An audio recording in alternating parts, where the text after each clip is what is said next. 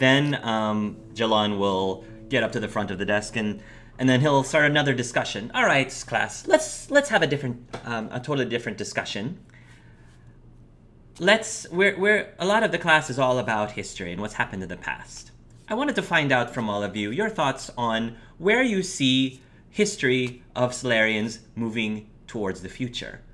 What if you were to, let's say, time travel, maybe 50 years in the future? What sort of historical events would you like to see specifically for the Solarian people? Anyone? Anyone? He says.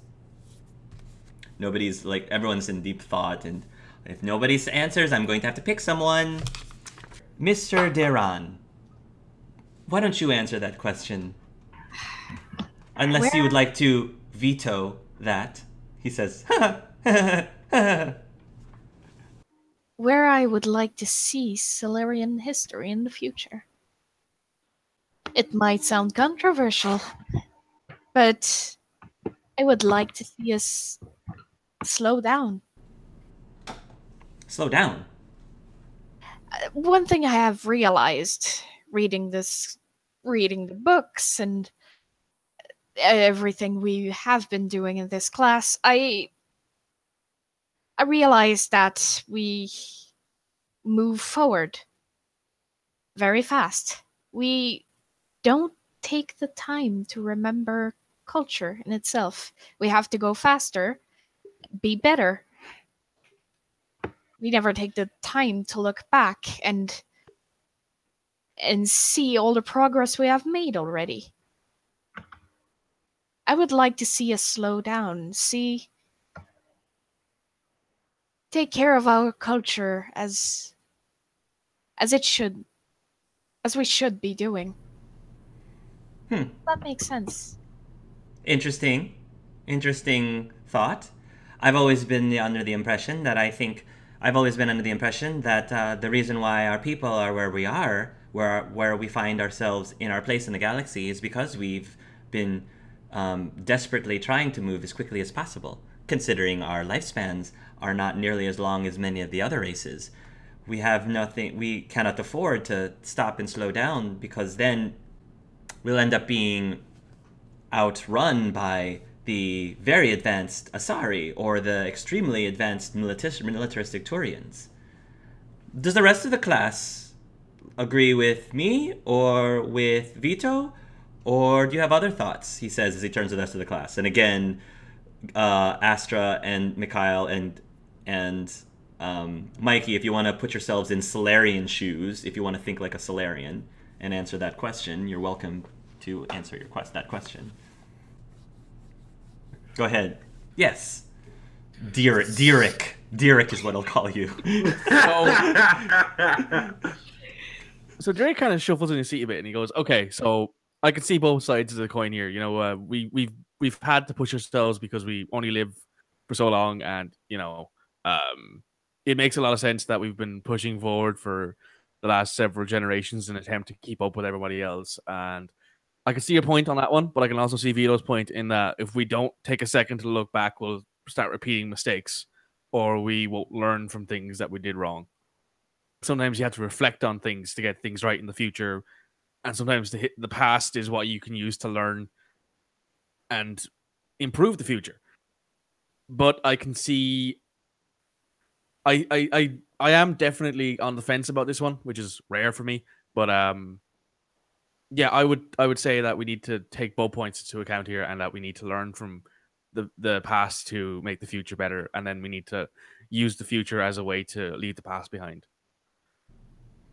Thank you, Derek. Anyone else have any thoughts about this topic? He says as he looks towards Astra's character and Mikhail's character. I feel like that the problem here is that our species is a little bit too short-lived. If we can like live longer, that might help. There are currently some studies that are being taken. I don't know if you've been seeing any of the news lately, but they're looking at trying to find ways to elongate the lifespans of Solarians. That would be extremely exciting. How about you? He says as he turns to Strassa.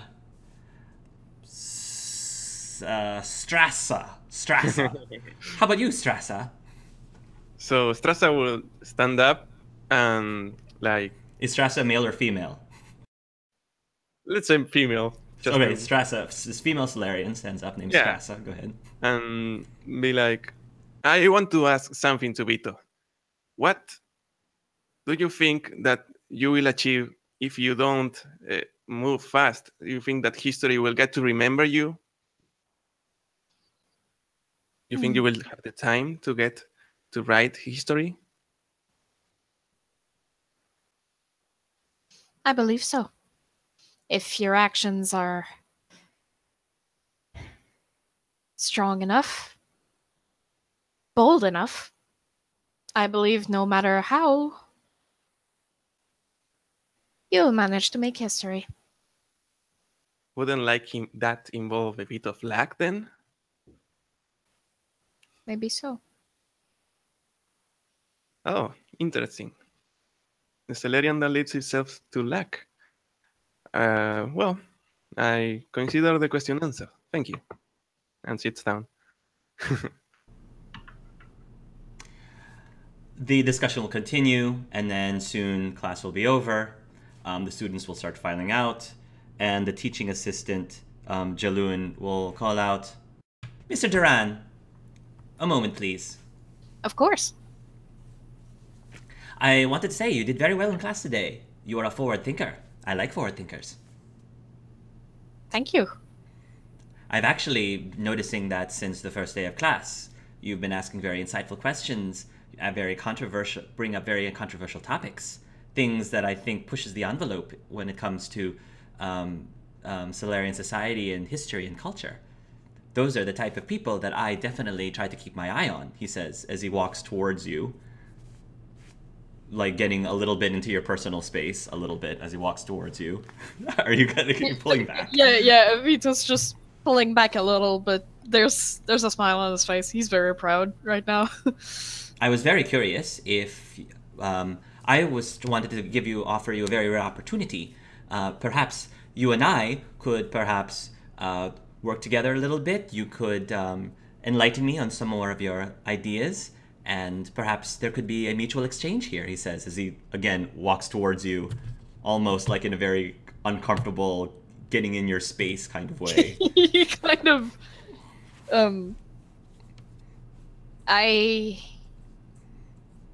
He kind of relaxes when he takes in the demand. I would love that. Wonderful, he says, because I'm not the kind of person who easily takes no for an answer. Oh, shit. He says with a smile. Well, I will look forward to working with you then. Yes, I will look forward to it as well. Well then, off you go. And Vito will lead the class. Vito will leave the class. And you're going to be walking down the hallway. And as you're walking down the hallway, you're going to hear some strange music. Singing. Not like live singing, but like recorded singing.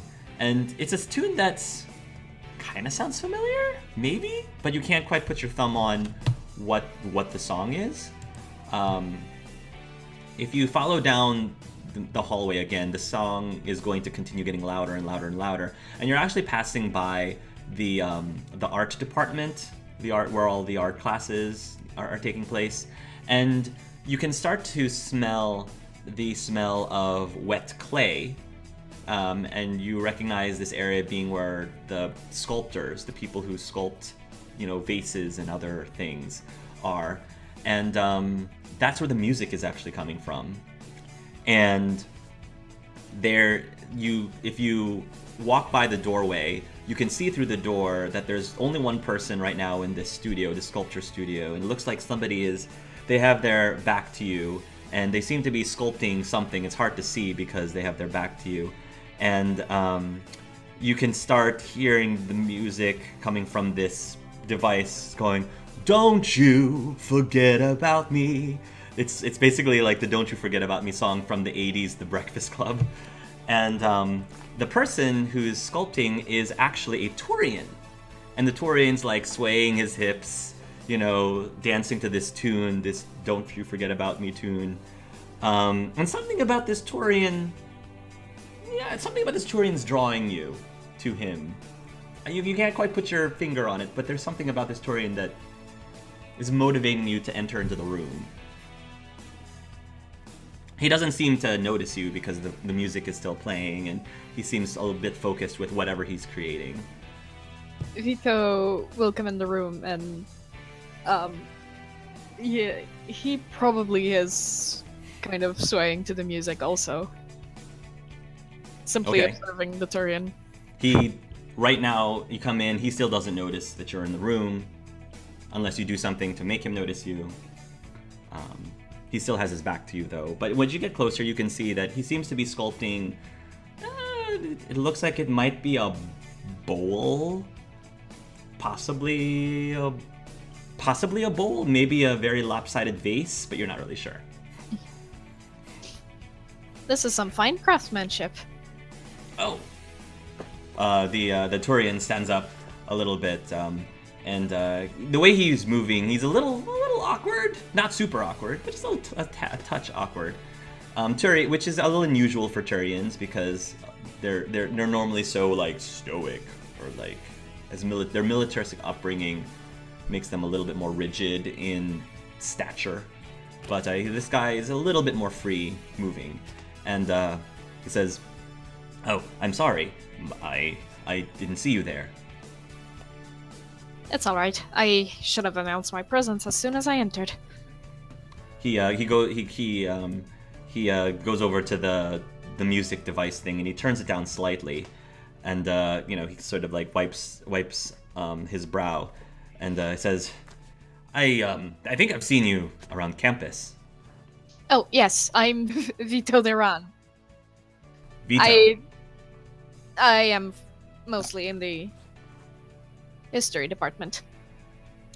"Ah, I see." He says, "My name is Solarix. Solarix Pix," he says, as he holds out his hand.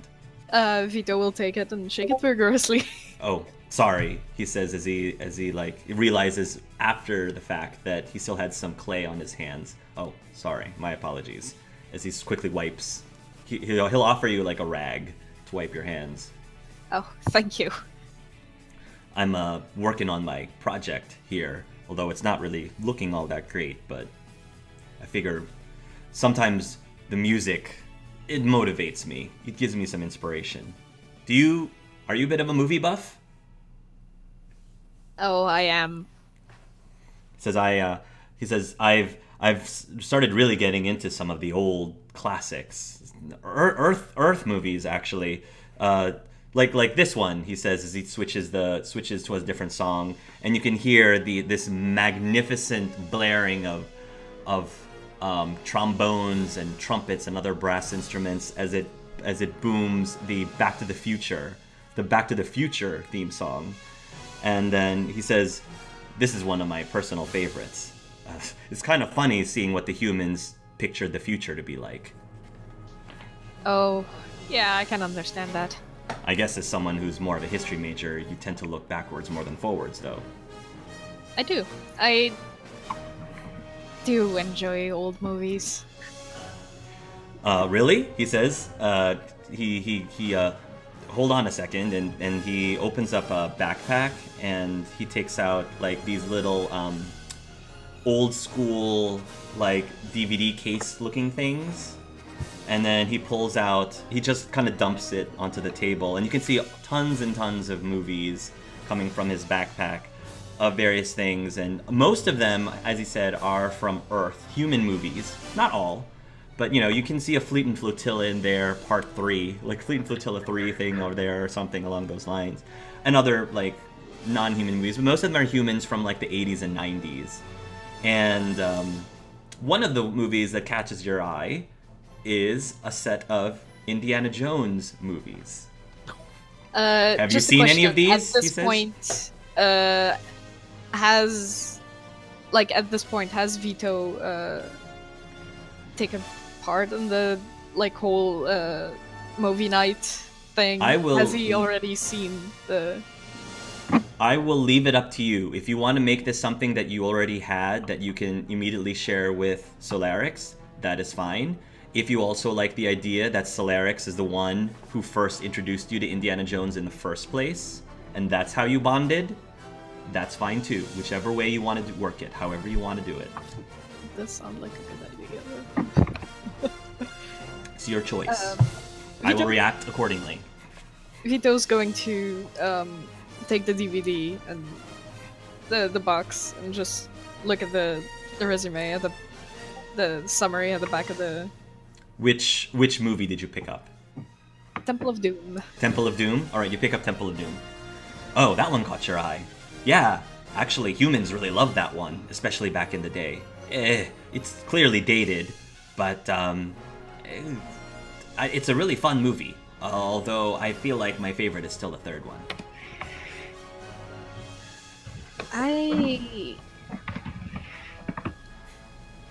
And he will look at the other movies and see the first Indiana Jones. Raiders of the Lost Ark. Yeah. I recognize that cover. This is a movie where I haven't yet, but this is the movie night group at my campus. You have a movie night? We do. This is the movie we're going to see this weekend. I know that this might be kind of sudden, but I would love to see it if it's okay.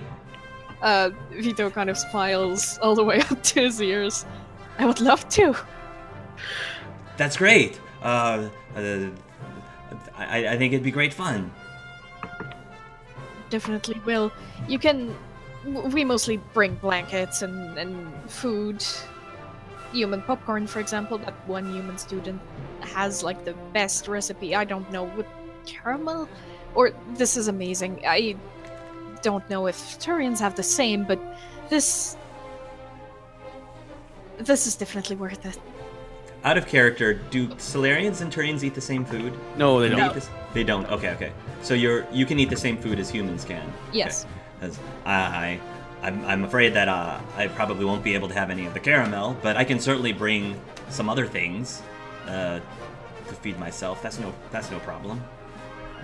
Being a Turian in Surkesh is, we kind of learn how to adapt.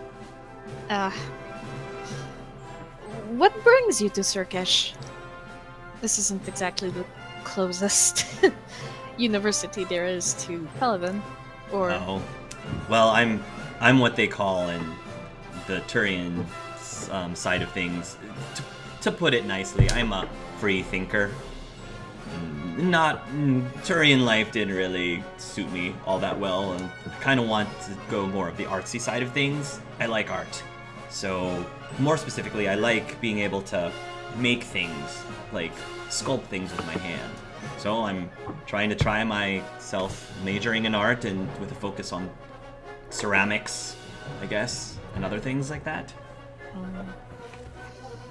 Well, for what it's worth, I suppose my opinion isn't really all that good, because I am no art student, but I'm sure this will be in a museum one day. You think so? Well, that's really nice of you to say. Do you want to try? He says as he points towards the vase thing. Oh, come on, try. It's fun. You might get a new appreciation out of it. Sure. He kind of pulls his sleeves up. You'll put your sleeve up, and then you'll start to try to sculpt. What are you gonna attempt to sculpt? What are you gonna try to sculpt? It's probably gonna be an attempt at something like a Varan. Okay. So you're gonna start trying to sculpt, and then he's gonna watch, and then at some point, he's gonna hang out behind you and try to help guide your fingers on the thing. Meanwhile, the radio kicks in and starts playing Unchained Melody. It starts playing Unchained Melody in the background as you guys are as he's trying to help you create this sculpture thing. How does Vito react? Vito has a slight bit of deja vu, but it's been a while since he's seen that movie. I call it out the get-go. Yes, I know. So romantic. Very. So Larix doesn't seem to notice, but you can notice if you'd like. I'm not sure you would though. Yeah, he'd be concentrated in a moment. Okay. Focused, and the room is starting to be very hot. It's starting to be very hot. Okay. So as he's there helping glide your hands through the wet clay. Girl. Yes.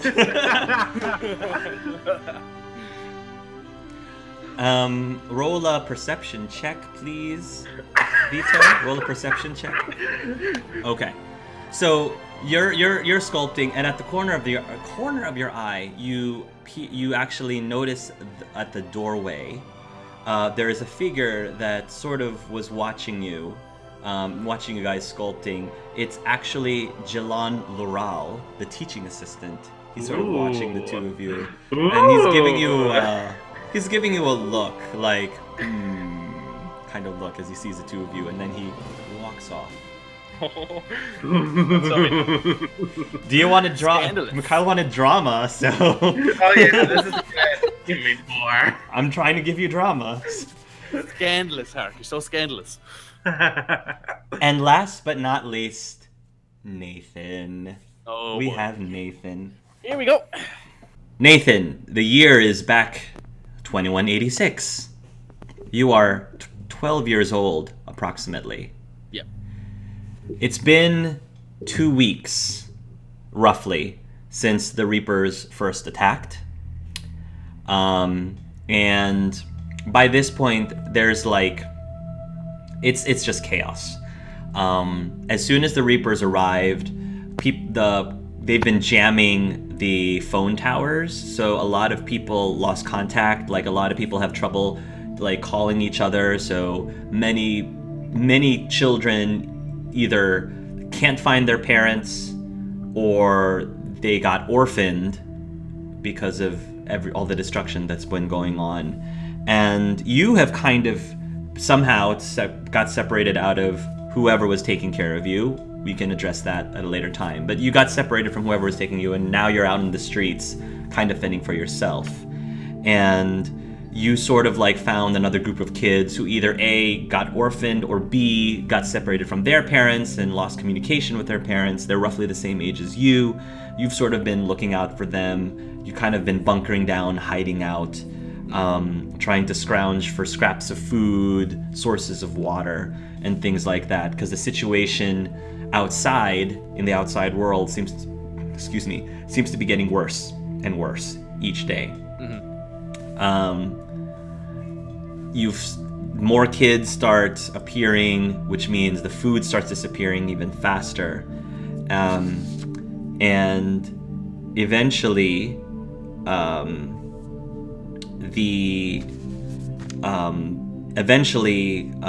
you realize that you're running out of food. There is one non-human child amongst you, and by child I mean, like, I think he might be slightly older than you by like a couple years. Maybe this person's like 14 or something. But the non-human is actually a Volus. It's a Volus. A Volus who sort of arrived at your group. You might not have had a chance to be acquainted with each other yet or introduce yourself to each other, because he may showed up like late last night, and one of the kids sort of just let him in because he seemed pretty harmless, and he's sort of like eyeing the stacks of food, and he's so doesn't look like you have a lot left for all of us. Well, unfortunately, it looks like I'm gonna either have to go out on scavenging again for a long day, or I'm gonna have to send some people out. I don't really have much choice in that. You're going out alone? Again? I move faster on my own, and I know these streets better than anyone else here, considering I've lived on them. If you say so. I mean, I'd offer to come with you. In fact, if you want, I can come with you. But if you'd prefer that I stick around and keep an eye on the rest of the kids, I can do that too. Well, considering the amount of noise you make, just breathing, I don't think you'd be very helpful out there. Oh, I see how it is. All right. Do you want to die or do you want to live? That's my only question I have for you. Well, I want to live, but that means we also need food to do that too. We either die out there or starve in here. Well, I'm going to see if I can find some friends of mine out on the street, and hopefully they can help us out. All right, so you want me to stay here then? Please, if you don't mind. What did you say your name was? Nathan. Nice to meet you, Nathan. He holds out his hand. My name is Koalin. Koalin. Alright, Koalin. I'm going to shake his hand. Nathan, as a 12-year-old, is a lot taller than most 12-year-olds, but he's also very skinny for a 12-year-old. And you're also way taller than a Volus. Yeah, so he's got this like broad frame, but there's no weight on him. So like he looks a little older, but he's so skinny that you might not think. You might not notice. Mm-hmm. Yeah.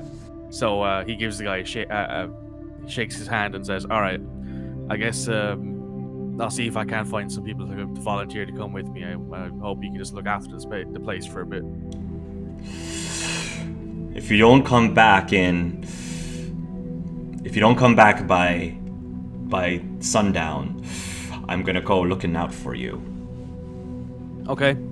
If I don't come back by sundown, I dare say I've either found somebody else or I'm dead. So. Good luck, Nathan. Hopefully I won't need it, but thanks. All right. Nathan, you are going to make your way through the city streets.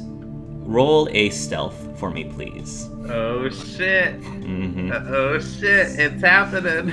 This is when people can. This is when characters can die now. Yeah, your character can die. He accidentally rolls in that one, gets just blasted to pieces by Reapers. Like, move on from that now. Oh, not bad. Good. Not bad. You're gonna sneak around, scrounging for food. Oh, just to point out, since I have the urchin background, I move twice as fast in urban environments. Yes, perfect. Yeah, you're gonna be able to move twice as fast, scrounging for food. The unfortunate thing is, you pretty much have managed to scour within these 2 weeks, like all of the easily accessible places nearby to find food, and it's pretty much all completely bone dry.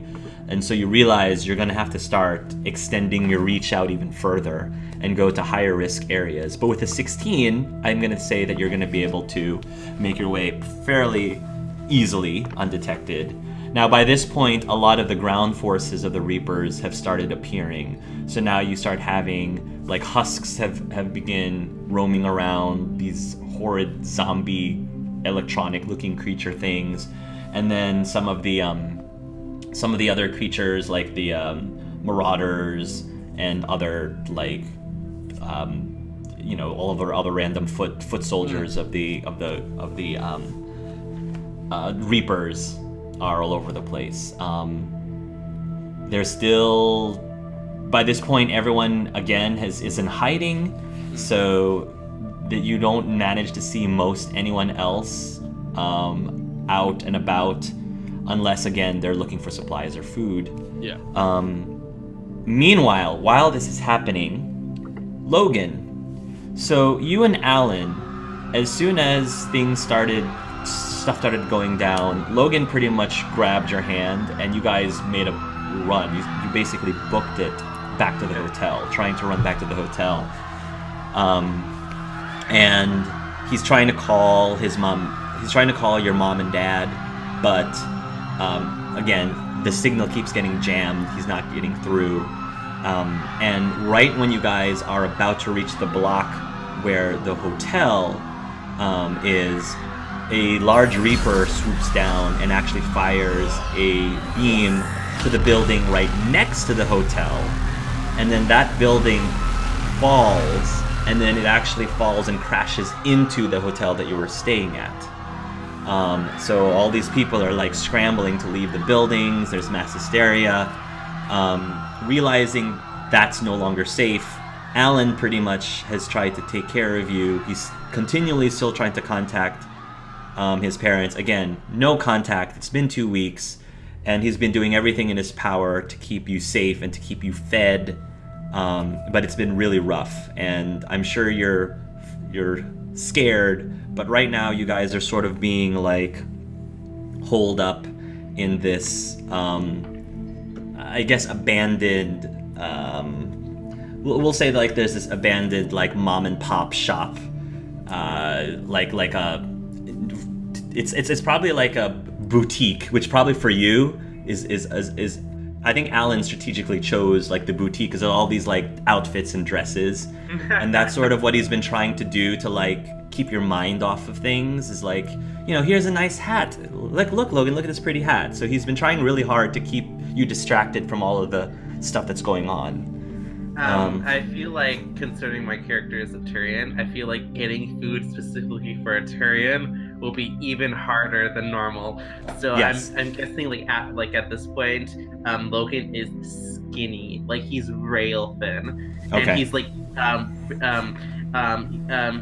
he's just sunken in. He's probably leaning against the wall, not really moving around as much, and he just has like he's holding onto the Ken doll. And he's just has this labored breathing to him. He's not really paying attention too much to the area around him anymore. He is not in a good situation right now. Alan is watching you. He looks outside again, and he looks to you again, and then he sighs, and then he again gets down to your level, and he puts his hand on your shoulder, and he says, Logan, I have to go out and get you food.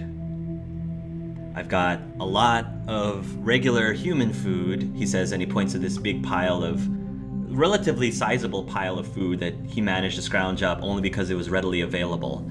But I have to find something more for you to eat. Are you able to be okay if I leave you here for a couple hours? It's just only going to be a couple hours. Logan tries to stand up, and as he tries to stand up, he falls back down and hits his head against the wall. Ow. I'm hungry, Alan. I know. Hold on, buddy. I'll find you something to eat, okay? Just give me some time. Just keep Dia company, and I'll be right back, okay? Can you be brave for me? Yeah, please. Okay. My stomach hurts. Just do me a favor. Don't leave this place. No matter what happens, don't leave this place, and don't open the door for anyone but me. Logan just nods weakly. You promise me, okay? Okay. I'll be right back. And then Alan will go out the door, and he'll motion you to lock it behind him. Logan does that, but it takes him a little bit of time because he's just, everything hurts. Yeah. Meanwhile, Nathan, you're going around the city, and you've managed to gather a few items of food. By chance, you find some human food. It's not quite enough, but you also manage to hit the jackpot a little bit when it comes to dextro-based food. So you find some dextro food along the way too, and you've got some in your bag. Then you pass by this shop, this boutique of some sort, and something catches your eye. Two things catches your eye. Number one, first of all, the first thing is you actually see this pile of food through the window in this boutique. And then the other thing you notice is that you see this child Turian by himself, very, very frail, doesn't look like he's eaten anything in ages. I guess playing with this doll. Mm-hmm. Would I recognize the Ken doll? I'm sure you'll Yeah. I'm sure you'll recognize what a Ken doll is. Yes. He's probably stolen a few, to be honest. Probably. But, yeah, he kind of looks in, and his face, which is like covered in dirt. He's got long, greasy hair that obviously hasn't been washed in years, and he has it like all held back with like a hairband, like just a hairband that keeps it out of his eyes. And he looks in the window and he sees this small tree, and he seems to kind of pause, and like his face kind of softens a bit. He's like, Logan at this point is walking towards the pile of food, and he's just going to like sit down next to it. And he would have grabbed like this purple dress with him as well, and he's just like cutting up a little bit of the fabric to put around Dia. Okay.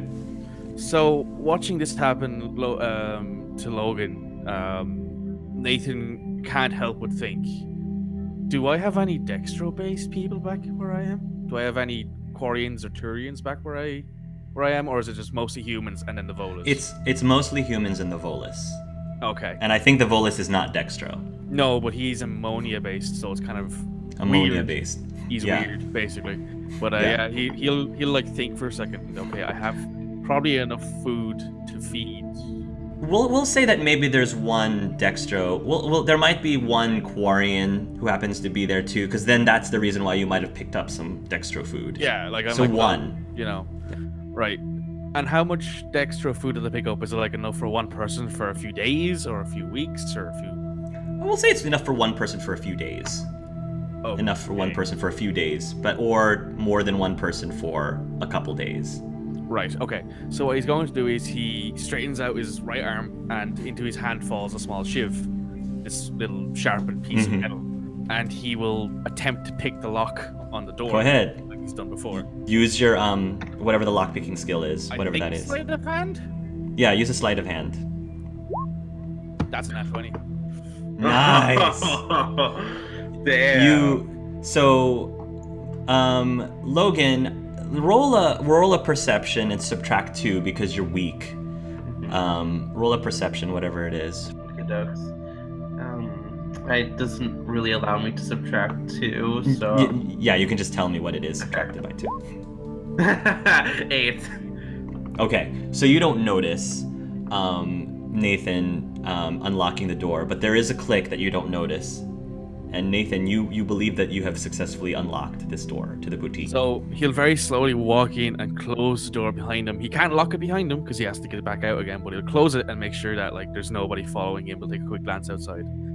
And then he'll reach behind him and take his backpack off and very slowly make himself known to this small little Turian child who sees this huge human. Yes, 12-year-old but tall human, yes. Very skinny, quite obviously homeless before the Reapers even turned up, wearing raggedy clothes. There's no knife visible on him, so he's not armed visibly.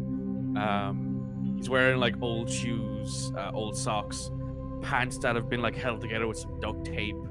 Like this guy is obviously used to living rough, I'd say. Dia looks up at the new human. For a second, it looks like he's about to say something, but then he realizes it's not Alan, and he just like backs up a bit against the floor, and just looks at the new human. So without saying much of anything, because Nathan doesn't really see the point in trying to communicate, because you're obviously terrified. He's seen this before, so what he'll do is he'll like reach into his backpack and pull out like a Turian pudding, and like he'll just slide it along the ground at you, just so you can have it. It looks really good, really tasty. Logan looks at the pudding, then looks at him. It's still sealed, it's still in the wrapper and everything. And like a little kid, he's just gonna swipe it, and it's gonna like rip it open. It's gonna like start looking up the pudding as quickly as possible. And as he does, he starts like coughing a bit because this is probably like the first bit of food he's gotten in a while. And he's just going to look at Nathan. He's gonna say, "Hi." Hey kid. And this is kind of funny because he's only about 5 years older than you and he's calling you kid. But he says, "Hey, how you doing?" You look hungry. Just nods his head.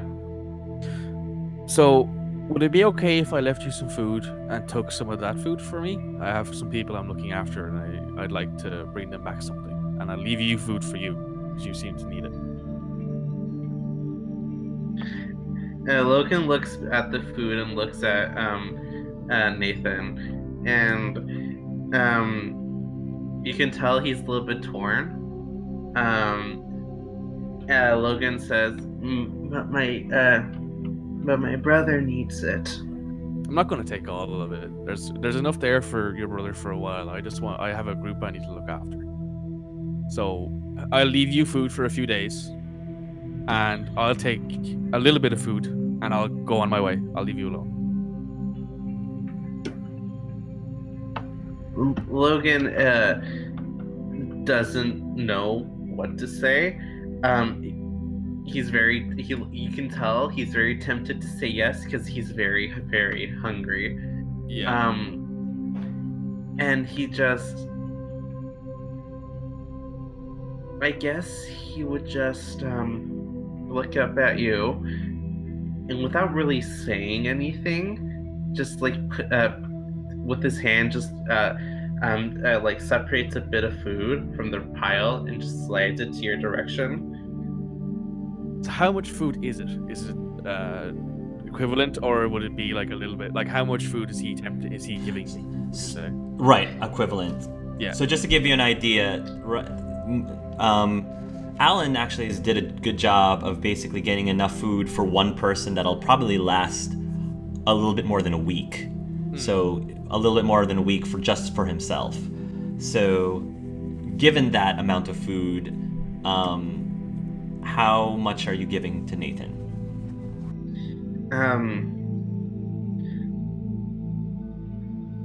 Probably like, yeah. This is like a Paragon Renegade choice right here. I guess you probably give him like probably a handful of the food, because he doesn't want to make his brother too mad. So he just like slits like a handful of the food. Like 2 days worth, would you say? Yeah, around 2 days worth. Yeah. Which would leave enough for Alan for a week. That should still leave him enough for a week. And you can start rationing as well. So right, and that's without rationing. That's without rationing it. Yeah, it's like he will eat well for a week. So what Nathan will do is he'll take 2 days of the Dextro food and he'll leave it there, and he'll start packing up this food. He'll just leave it there to the side while he's packing up this stuff into his bag. And his bag has probably got like some like makeshift like thieves' tools in it. Like, you can tell this kid's probably been stealing for the most of his life, and he just slides it all into his bag and says, "Thanks. Don't die." I'll try my best. You too." And Logan just follows weakly behind him, and he's locked the door behind me, and he'll walk out. You'll walk out, Nathan, and just as you are going through the doorway, you notice at the side of your peripheral vision that a large, massive Reaper is moving down towards your direction. A big giant red beam fires at a building about a block away, roughly, give or take. And it looks like it's taking its beam and it's going down the street with the beam, such that if it continues its trajectory the way it's going to hit that building. It's going to hit that boutique probably in the next 30 seconds. So without any thinking, Nathan will turn around and with his wiry strength, he will pick Logan up and get him out of the way. Okay. Logan is just like smashing against Nathan's arms. He's like, "No, don't touch me! Don't touch me!" And just like smacking against his arm. He knows there's a blast going, but he doesn't want to leave where his brother told him to stay.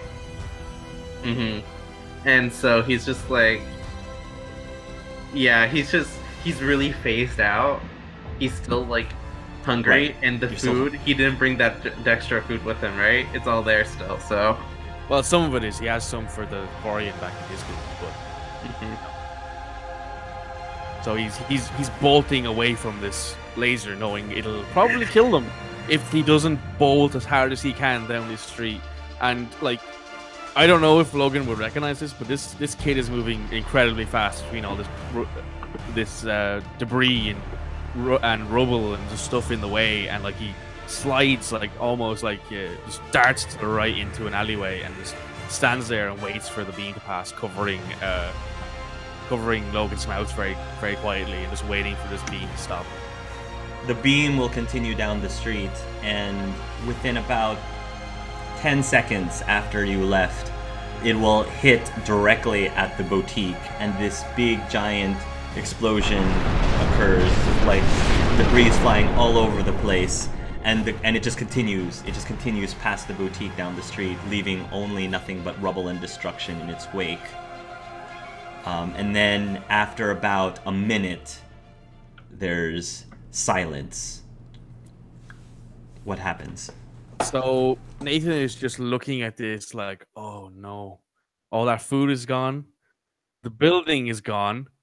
What any kind of supplies these people have is gone. This kid has a brother who's out scavenging right now and will come back to find this place destroyed. Nathan does not know how to write very well at this stage because he kind of spent like a lot of his younger years being taught by somebody. He can write, but it's a bit scrawly and kind of messy. So the only thing he could think to do is leave a note and look after Logan as best as he can while waiting for the brother to turn up again. So Go ahead. So he's going to very slowly move Logan up onto his shoulders and say, look, that building, it's destroyed. Your brother will come back and try to find you. I'm going to leave him a note and tell him where to go to find us. Okay? I'm going to look after you while we wait for your brother to come back. Logan is tearing up a bit, and you put him on your shoulders, right? But he's sliding off. He's not holding on very well. He is weak. He is not going to be able to hold on when you run with him. And so with that, then he notices and he grabs this like it's like this elastic kind of rope thing, the stretchy kind of rope stuff that he'd have for slinging himself down through streets and stuff. And instead of sitting you on his shoulders, he like opens the backpack and kind of ties you to his back and then throws the backpack over you. Logan just lets you do it. He can't really resist you, so well, without the few like smacks against your back, but he can't really do anything. He's too tired. Yeah. So what Nathan is going to do then is he's going to try and scavenge whatever he can out of this building, assuming there's any kind of anything left there. Yes, there's a few. So like there's a bit of rubble, but there are still some of the food that's still intact. Like a lot of the food was in the form of cans. Yeah. So you can definitely, because it's non-perishable. So you can actually grab a handful of cans, and it's still a relatively sizable amount. Okay, so my question is, can I roll survival to maximize that? Yes, you can. Yes, you can. Please do. Tell me the value. That's a nat 1. Is it a nat 1? Yeah, that's a nat 1. Okay. Well, that balances out your natural 20. So never mind. You actually don't find any food left. It's all... Ah, well, I guess it happens. So what Nathan will do then is he will like reach into the backpack and pull out like a pencil and a piece of paper. And he'll write down, the address and like the closest landmark. Okay. And he come here. I have your little brother. I'm looking after him. He's safe and fed. There's food and water here. And he will like try to find somewhere to like he'll stick it underneath like a boulder, but it have it be obvious enough that they can see it. So like he'll pick up like a stone and plop it down on top of it, so that way it stays there and it won't move. And then he'll continue on his scavenging trip, hopefully trying to find a bit more food now that the food that they had is lost. You'll continue on your scavenging trip after you leave the note, when you will eventually run into what looks to be a horde of husks coming in your direction. and you believe you need to at least hide somewhere until this horde passes, Right. or they will end up finding you. Okay, so any small buildings? Any like small Yeah. packed shops? There's some Campac shops. There's like a shack, a dilapidated looking shack looking thing, and there's also the entrance into is there a subway system in Dublin, just out of curiosity, or like There's- something along those lines? There's not really a subway system like we have a tram system like San A Francisco. tram system? Yeah. All right, so there seems to be like a tram station of some sort, like an abandoned looking tram station. So So you have some options. he's going to go for one of the corner convenience stores and hope he can lock the door or pick the lock to lock it when he gets inside. Yeah. All right. You will run over to the closest looking convenience store looking thing. It is locked, so you will have to pick the lock as quickly as you can. He pulls out his shiv again and he goes for it. That's a nat 20 again. Nice. Nice. You will easily open it. So it's 1s or 20s. There's no medium ground for me. Yes. You will open it, and you will be able to get in well enough before the husks arrive for you to hold out on. The convenience store again is fairly picked clean, although there are a few like random things like rakes and like there's like random like things you would find at a drugstore, a regular CVS store, like random rakes and toys and things. There's like random stuff. Random stuff, but no food necessarily. Yeah. So is there a storage room that's been opened, or is that still locked? Well, before you get a chance to check, you both Logan and Nathan realize you're not alone in this. So store. he's holding the shiv in his right hand and he's like looking around like this. He's darting his eyes around. He knows this feeling. He's been there before and he's like, okay, this is good. You shouldn't be here. You hear a voice. Nobody should. To be fair to you, old man. Go away! Go away! Here's what I'll do for you. There's a horde of those zombie things out there. Once they pass, we'll leave, okay? Thinks for a moment. I can Roll a persuasion. Yep. Persuasion. 15. As soon as they're gone, you leave. Got it. And he while Logan is undoubtedly behind him, like kind of sitting on his head's probably here on like his right shoulder. He's making sure this weird dude doesn't like creep up on them and kidnap 2 kids in the middle of this war. He's more worried about that right now because the door at least behind him is locked. So he's like crouching down and staying low with the knife in his hand and he's waiting. Logan is holding onto Nathan's back tightly. Very, very worried about like the things outside the door coming after us. He whispers into Nathan's ear, and he says, "Are they gonna find us?"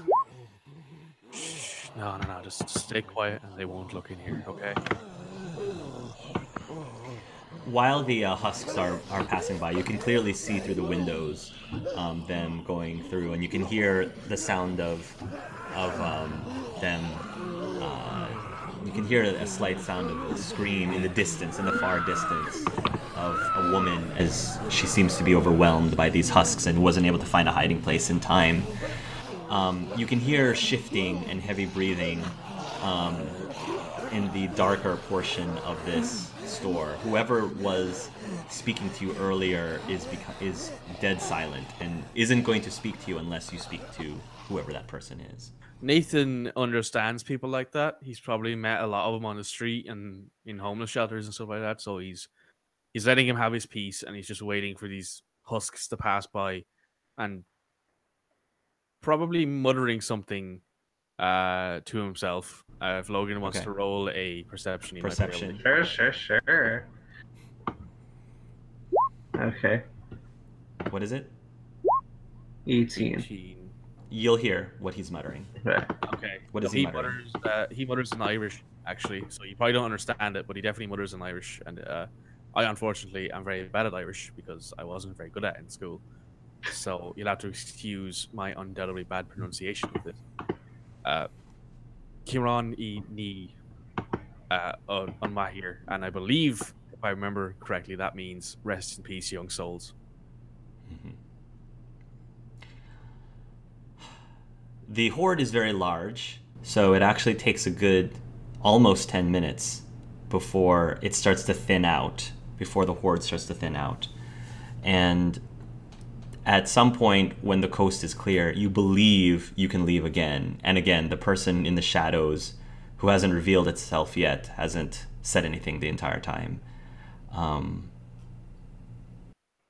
So what Nathan will do as thanks is he'll reach over his shoulder and grab probably like one of those, pre-made sandwiches that he found fresh, because, I'd imagine there's still some emergency power on.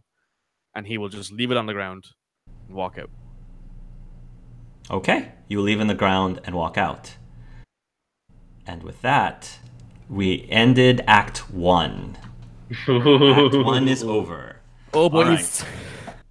Act 2. Once again, everybody, roll initiative. Oh, boy. Act 2. Once again. Oh, boy. I'm going to say that for Nathan, he definitely, I think...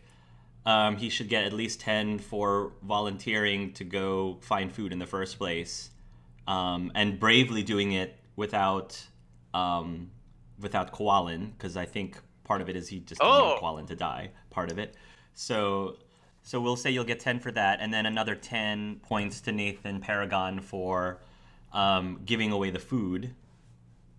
And so that'll be 20 points for Nathan, I think, unless if you think there's anything else.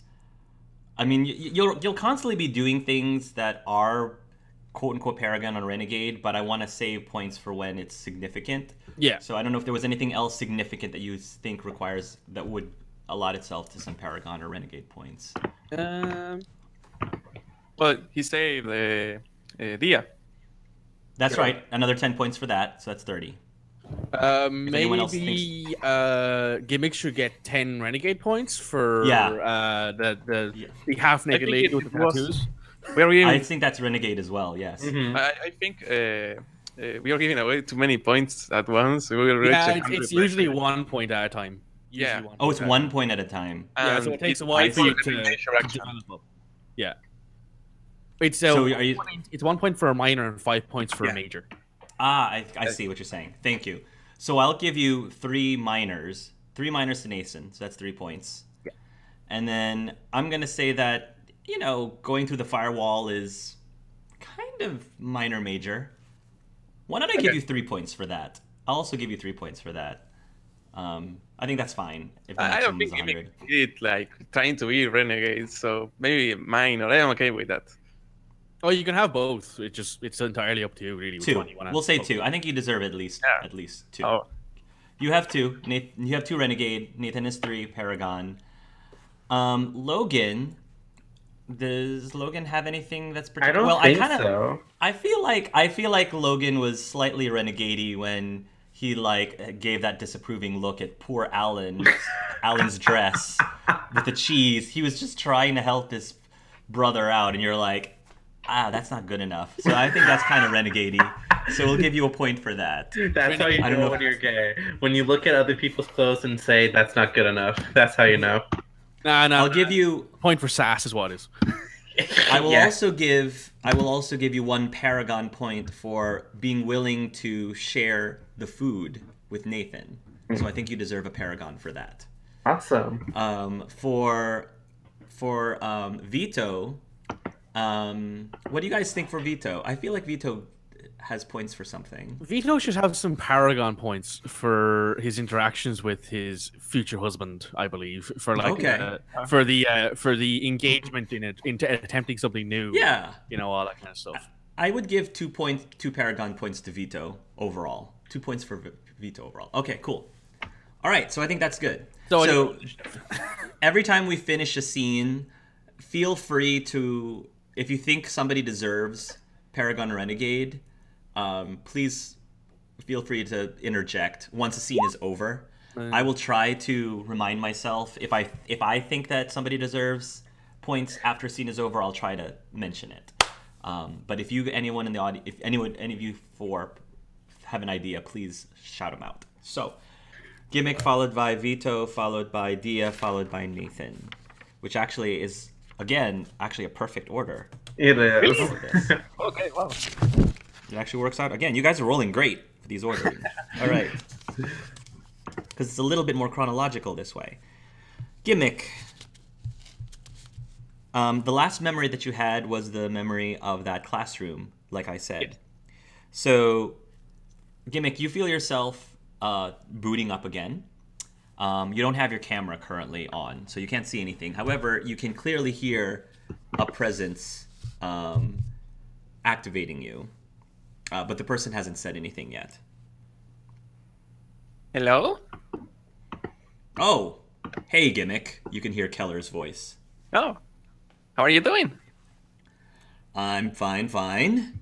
Let's see. He's typing up a few things. Gimmick, we are running some tests and experiments today. Are you excited? Yeah, who is the subject? He says we're going to test out and see just how powerful you can be once we fully log you onto the internet. Oh, It'll give you a chance to stretch your legs a bit, see what your potential is, see Can exactly Gimmick how show much you can do. can Gimmick show images now? At the moment? You can show you can show images Okay. right now. You show like a picture of the character from Dragon Ball, like powering up, with, like this. You mean something like this? Yeah, exactly like that. Oh, okay, that would be great then. All right. So, Gimmick, here is the first test that we're going to do. Okay. We're going to see how well you're able to get to various locations online. So I'm going to give you a couple of URLs, and you can just let me know if you're able to access them. So he gives you some URLs and a bunch, and the first, he gives you several URLs, and these are all URLs of various banks in the area. Oh no. Son of a bitch. Who knew? Okay, let me try it out. Let's see. Yeah, Gimmick will try to process the One of the banks. And you'll easily be able to get into Oh. their system. And he Great, you're in? a picture of a thumbs up will appear in the middle of the screen. Yes. Excellent. Good job, Gimmick. Awesome. Yay. All right. Test number 2. We'll see how you're good at with data acquisition and data analysis. Oh, no. Can you go in there and randomly access some numbers for me? A few numbers that you see, account numbers, at this specific bank. Well, are they on images? Oh, He says. yes. He says some of them do have images on them, especially like in the form of checks. You can see images of checks. I know that they store those kind of things there. Oh, and it will be really easy. And it will start to, like, it will take like in a second, it will start to pop up images of checks and Yeah. characters, and yeah. Great. Oh wow, Gimmick. You are amazing, sir. Really? You are a dream come true. Yeah, absolutely. He's like getting all these images of checks. All right. When he says that, we will start to try even harder, and we will do it faster, even more. Now, Gimmick, encouragement. Now, Gimmick, he says, is it just images that you can see, or can you see other numbers or other data? I'm just curious. Well, I like images, so I tend to look more for those, but I guess I could try to look for text. Just try. Roll an engineering Okay. skill. Okay. I roll All right. 4. 4? Yeah. All right, so you're not going to be able to 51. make access. It seems like there is something there stopping me from doing so. I don't know why it is supposed to happen. Oh, wow, that's a little disappointing. It's all right, Gimmick. It's all right. We can keep trying. Okay. Why don't we why don't we try this instead? And then he's going to send in some more URLs. And this is a URL for it's URL for Discover and MasterCard company, credit card companies. Yeah, I think Gimmick would be like, yeah, I could try that too, and it would. Yes. Roll me an insight check, Gimmick. Roll an Insight. insight. Mhm. What a shady little bastard. What do you got? I rolled the 20. 20. Okay. It's natural 20. Natural 20. Okay, Gimmick. Yeah. You. Okay, so these experiments, they seem pretty harmless. They seemed fine, but then once he starts sending you like URLs for credit cards companies, you start to feel really uncomfortable. And based on the you kind of do a little bit of searching under the table, unbeknownst to Keller, because this doesn't feel quite right. And you do some searching of this behavior, and you're starting to gather that this is really kind of shady. And like, because you start reading about fraud, and you start reading about identity theft and things like that, and you start thinking, so how do you react now that you have all that information?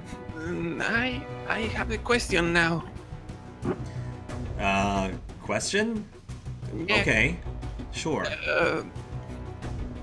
So I want to ask, is this really something I should be doing? Gimmick, it's just a test. These are just experiments, because we want to make sure that you reach your full potential. We want to make sure that we, like you said yourself, you don't want to just catalog pictures for the rest of your existence. You want to be more than that, right? Well, this is how. Well, but I don't think it's right to do things that things that I wouldn't like others to do to me. So, is this going to affect someone else to do harm? Harm? No, Gimmick. You misunderstand. These are things that you really couldn't understand. It's a human thing. So don't worry so much about that. I am looking out for you, Gimmick. I'm looking out for you in your best interest. So just trust me. This is the best thing for you, so that you can spread your wings and really fly. Oh, okay. I have a last question. Are you lying to me right now? Lying? What do you mean? Why would I lie to you? I'm your Gimmick. I'm your dad. Remember? It's me, your dad. Why would I lie to you? Roll an insight. Okay. Roll an insight, Gimmick. What a sack of shit. I rolled a 20. 19. Oh, damn. yes. You absolutely believe that Keller is lying. You totally Okay. believe that he's doing this for his own benefit. You have no idea where Connie is. You don't think Connie is in on this. But you can probably guess that Keller is doing this by his own accord, and he is totally trying to pull the wool over you. So Gimmick would be like, oh, okay, I understand. And under the hood, it will call the police.